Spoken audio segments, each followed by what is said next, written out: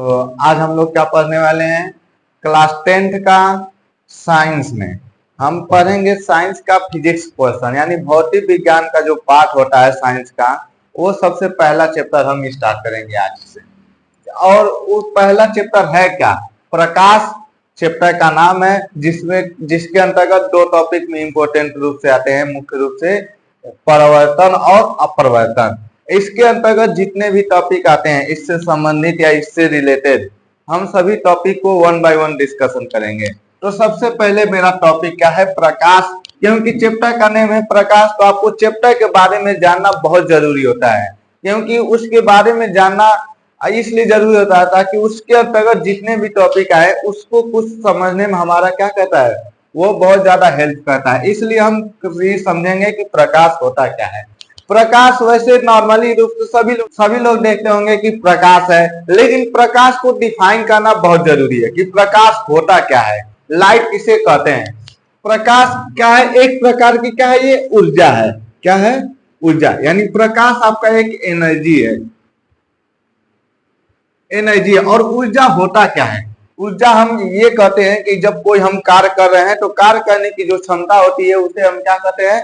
ऊर्जा कहते हैं। यानी प्रकाश क्या है? प्रकाश भी एक प्रकार की ऊर्जा होती है। और ऊर्जा की बात किया जाए तो ऊर्जा को हम कभी टच नहीं कर सकते हैं, कभी छू नहीं सकते हैं, स्पर्श नहीं कर सकते हैं। तो यहाँ पर प्रकाश भी इसी प्रकार की क्या, एक ऊर्जा, यानी ऊर्जा का एक प्रकार होता है।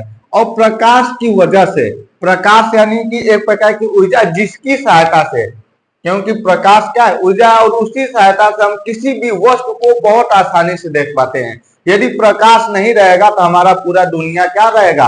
अंधकार में चला जा सकता है। यानी कि हम कह सकते हैं कि प्रकाश एक ऐसी ऊर्जा है जिसकी सहायता से हम किसी भी वस्तु को क्या कर पाते हैं? देख पाते हैं। यानी कि प्रकाश की ही देन है जिसकी सहायता से हम किसी वस्तु को क्या कर पाते हैं? देख पाते हैं। अदरवाइज यदि प्रकाश नहीं रहता तो हम किसी वस्तु को देख नहीं पाते हैं। यानी हम यदि कोई बोले कि प्रकाश किसे कहते हैं तो हम क्या बताएंगे? प्रकाश एक प्रकार की ऊर्जा है जिसकी सहायता से हम किसी दूसरे वस्तु को देख सकते हैं।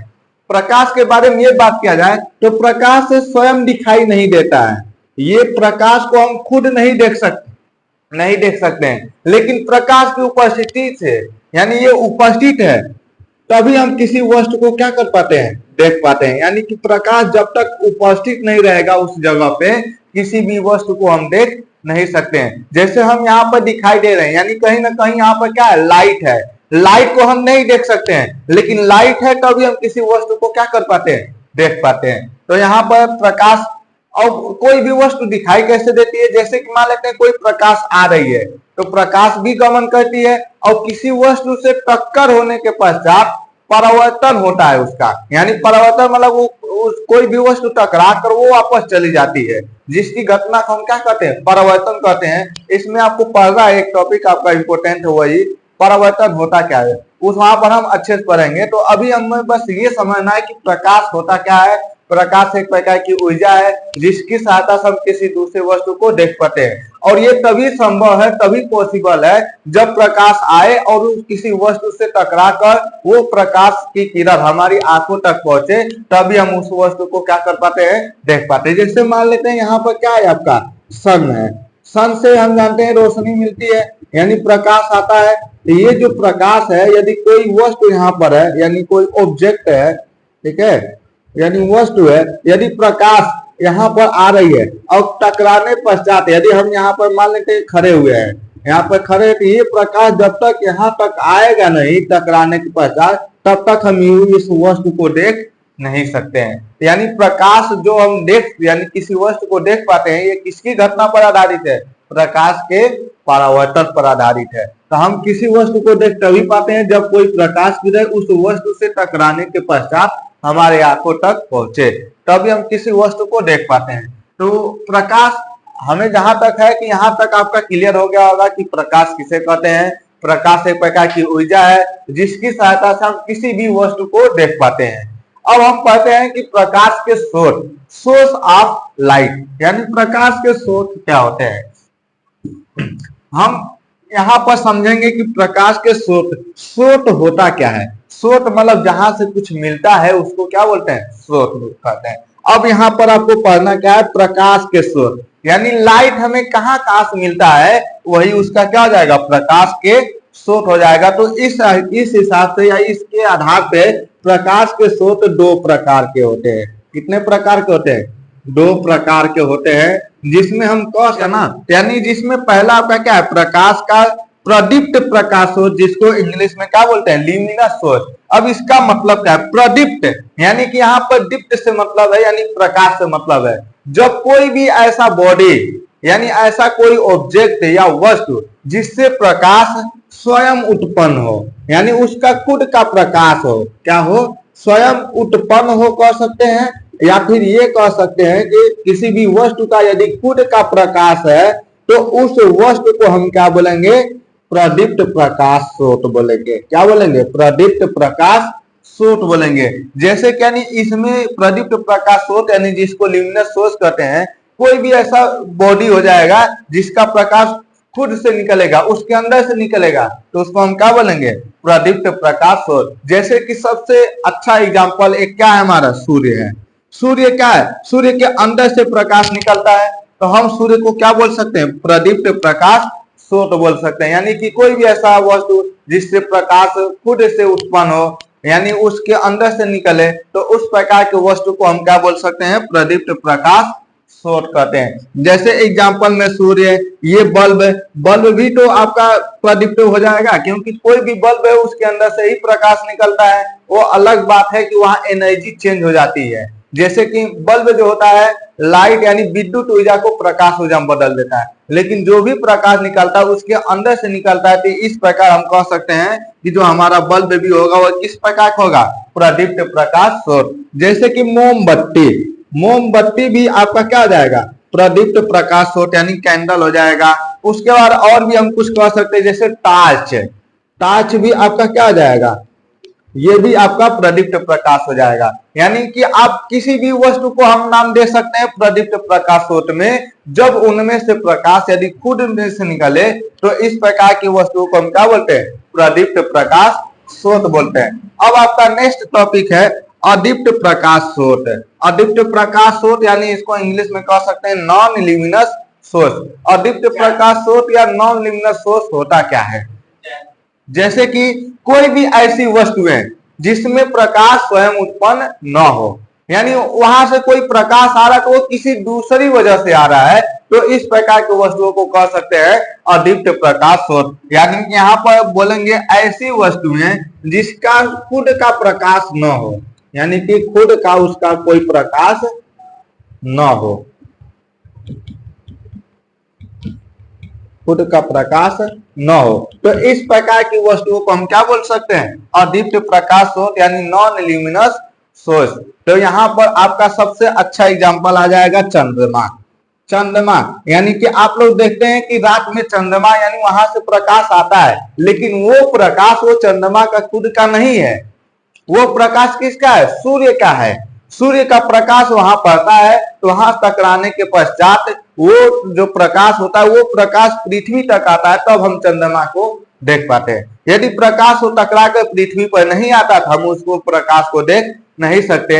यानी यहाँ पर चंद्रमा क्या है, ये आपका अदीप्त प्रकाश स्रोत है। यानी कि कोई भी ऐसा प्रकाश स्रोत, यानी कोई भी ऐसी वस्तु है जिनका खुद का प्रकाश न हो, उसे हम क्या कहते हैं, अदीप्त प्रकाश स्रोत कहते हैं। इसमें एग्जाम्पल आ जाएगा आपका चंद्रमा। और ये कह सकते हैं कांच यानी ग्लास, ग्लास का भी नाम आप लोग सुने होंगे। तो यदि प्रकाश यदि क्या कर दिया जाए, यानी किसी ग्लास पर क्या किया जाए, परावर्तित किया जाए यानी आपतित किया जाए या भेजा जाए, तो वहां से भी प्रकाश हमें मिलता है। तो वो प्रकाश वो कांच का नहीं है, वो ग्लास का नहीं है, वो किसका है, किसी अदर वस्तु का है। जो आपका प्रदीप्त प्रकाश हो तो वो उसका है, जिसकी वजह से हमें कोई भी प्रकाश मतलब वहां से टकराने पश्चात मिलता है। लेकिन हम ये नहीं कहेंगे कि वो प्रकाश वो ग्लास का है। यानी यहाँ पर ग्लास भी कांच भी आपका क्या हो जाएगा, अदीप्त प्रकाश स्रोत यानी नॉन ल्यूमिनस सोर्स। तो यहाँ तक हम ये देख चुके हैं कि प्रकाश होता क्या है, प्रकाश कहाँ से मिलता है, और इसके दो टाइप के हो सकते हैं, प्रदीप्त प्रकाश स्रोत और अदीप्त प्रकाश स्रोत। तो आपको बस ये जानना है यहाँ पे कि प्रकाश का परिभाषित कैसे कर सकते हैं। तो प्रकाश एक प्रकार की ऊर्जा है जिसकी सहायता से हम किसी दूसरी वस्तु को देख पाते हैं।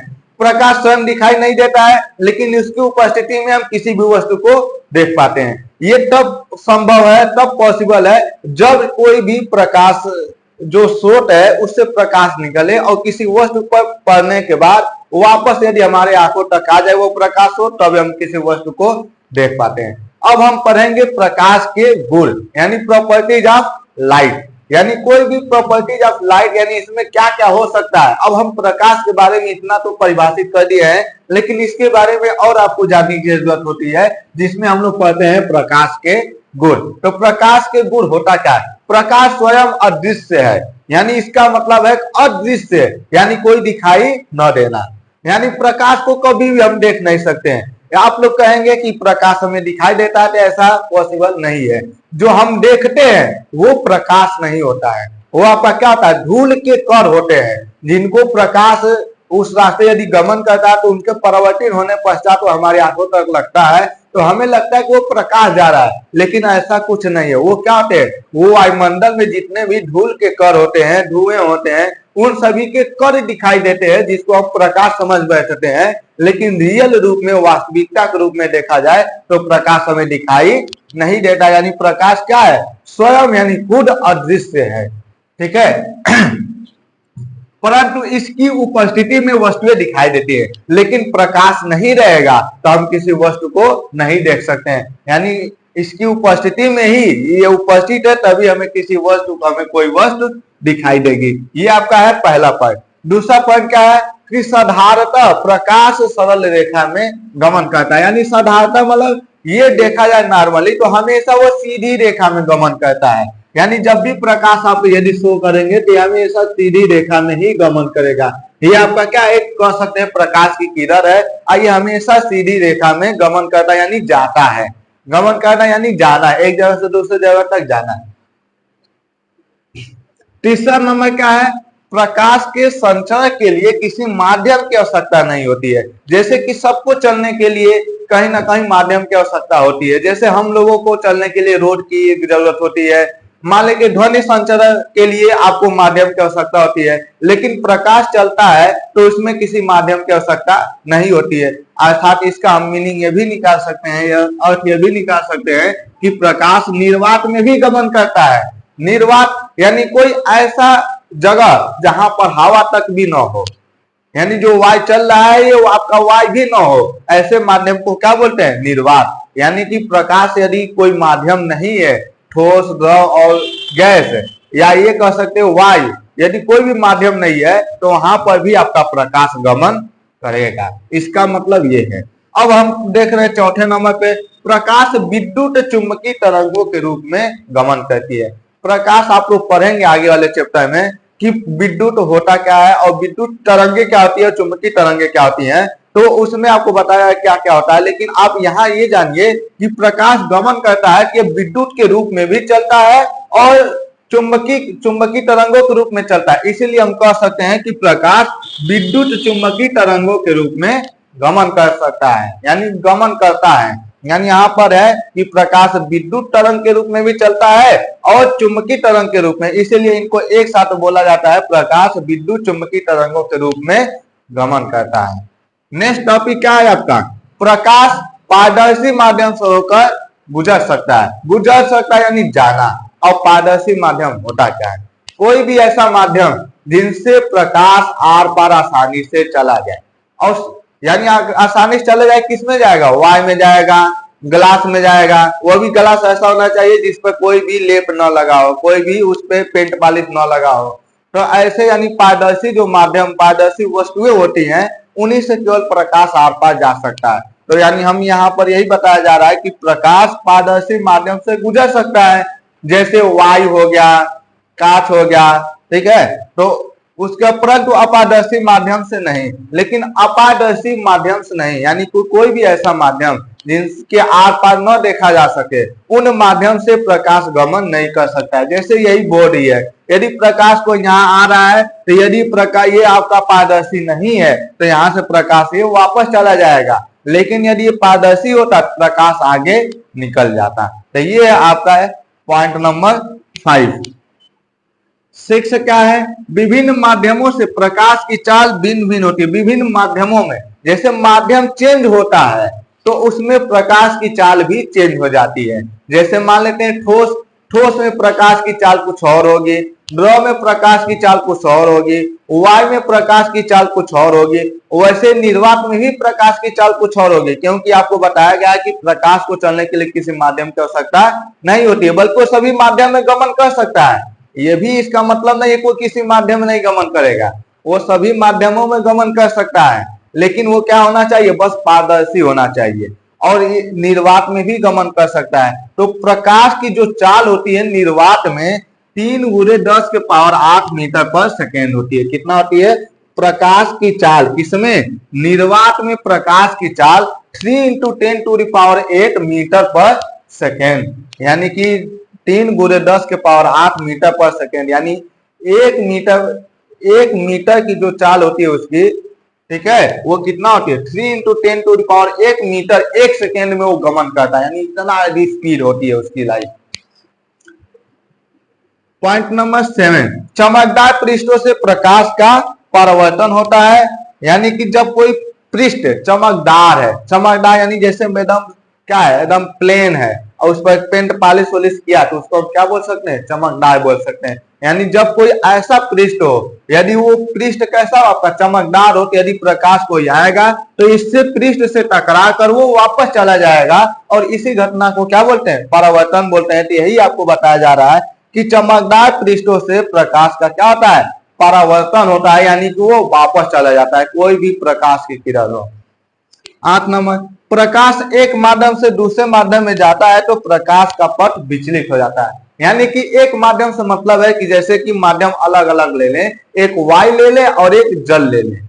जल भी आपका क्या है, लिक्विड है यानी द्रव है, और आपका वायु क्या है, एक टाइप का गैस है। तो यदि कोई भी प्रकाश एक माध्यम से दूसरे माध्यम में जाएगा तो वो उसका प्रकाश का जो पथ होगा, रास्ता होगा, वो क्या हो जाएगा, विचलित हो जाएगा। जैसे मान लेते हैं आपका क्या है, एक का कोई आपका यहाँ पर वायु, ऊपर वायु और नीचे क्या है, जल है। यदि प्रकाश हम जानते हैं सरासर सीधी रेखा में आता है, तो ये जब सीधी रेखा में आ रहा है तो ये आपका जो माध्यम है वायु है और ये माध्यम जल है, तो ये आपको सीधा ना आकर इसका पथ क्या हो जाएगा, विचलित हो जाएगा, यानी मुड़ जाएगा। विचलित होना यानी कि मुड़ जाना। तो जब कोई प्रकाश एक माध्यम से दूसरे माध्यम में जाती है तो उसका जो पथ है यानी रास्ता है वो क्या हो जाता है, विचलित हो जाता है। और आगे इसी को हम पढ़ेंगे अपवर्तन में, क्योंकि ये जो विचलित होता है वो उसी में आपका कंसेप्ट क्लियर हो जाएगा। अब एक लास्ट आपका है दृश्य प्रकाश की तरंगदैर्घ्य, यानी आपका तरंगदैर्घ्य होता क्या है, वेवलेंथ जिसको कहते हैं। दृश्य प्रकाश यानी दृश्य मतलब जो दिखाई देने वाला प्रकाश है, उसका जो तरंगदैर्घ्य होता है 4000 एंगस्ट्रॉन से 8000 एंगस्ट्रॉन तक होता है। यहाँ पर एक के ऊपर ये जीरो जो बनाया है इसी को क्या पढ़ा जाता है, एंगस्ट्रॉन पढ़ा जाता है। यानी दृश्य प्रकाश की तरंगदैर्घ्य क्या जाता है, 4000 एंगस्ट्रॉन से 8000 एंगस्ट्रॉन तक। तो इस प्रकार हम ये समझ सकते हैं कि इसके प्रकाश के गुण कौन कौन होते हैं। और जब भी आपको इसमें लिखना हो तो कम से कम आपको 6-7 तो एकदम लिख कर ही आना है, और आपको अच्छे से इसको तैयार कर लेना है। और इसमें जब भी आपको नेक्स्ट टॉपिक हम नेक्स्ट वीडियो में देखेंगे, तब तक इसमें यदि कोई डाउट है तो आप कमेंट कर सकते हैं। और इसका जो भी आपका नोट्स प्रोवाइड होगा वो आपको टेलीग्राम ग्रुप पर हो जाएगा, उसमें आपको पूरा पीडीएफ इसका जो भी नोट्स है उसका पीडीएफ सेंड कर दिया जाएगा, वहां से जाकर आप देख सकते हैं। Thank you.